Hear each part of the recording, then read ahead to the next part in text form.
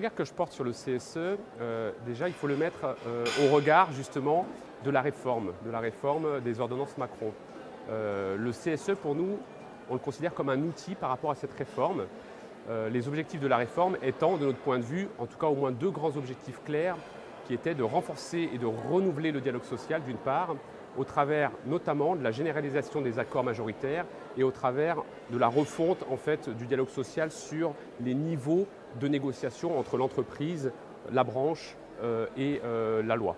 Les dispositifs de mise en place des CSE peuvent de notre point de vue changer durablement et on espère positivement le sens des relations sociales et du dialogue social. Dès lors qu'il y a une vraie réflexion de la part des partenaires sociaux, donc direction et organisations syndicales, dans la manière dont ils veulent appréhender le dialogue social. À savoir que si on ne fait que calquer ce qui existait précédemment sur les nouvelles lois, là, on ne va pas changer fondamentalement le dialogue social. C'est vraiment en s'interrogeant sur qu'est-ce qu'on veut faire du dialogue social que l'outil du CSE peut contribuer à une, on l'espère, amélioration du dialogue social. Les réflexions des entreprises sur la mise en place du CSE vont, dans certains cas, dans le bon sens, dès lors que ces entreprises portent une vraie réflexion sur les objectifs de la mise en place du CSE, de la stratégie RH en lien avec la stratégie d'entreprise.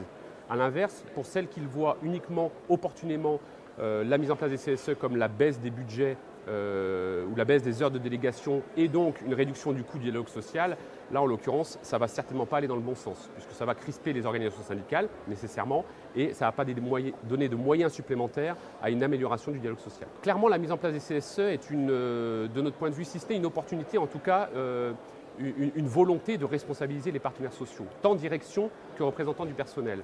Il suffirait déjà de mentionner uniquement la généralisation de l'accord majoritaire.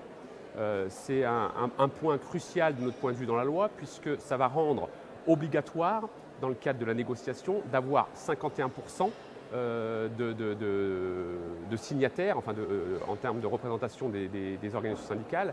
Donc nécessairement à la recherche de compromis, à la recherche d'opportunités de convergence vis-à-vis d'actes majeurs que sont la signature d'accords.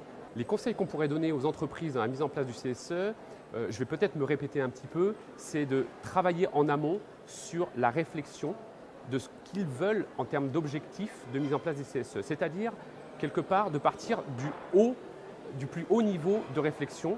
Quelle est la stratégie d'entreprise? Quelle est sa déclinaison RH? Et du coup, dans la mesure où on a bien considéré ce que sont les objectifs de la stratégie RH, comment on le décline en termes de représentation des salariés liés finalement à la mise en place des CSE et des commissions et des représentants de proximité si nécessaire.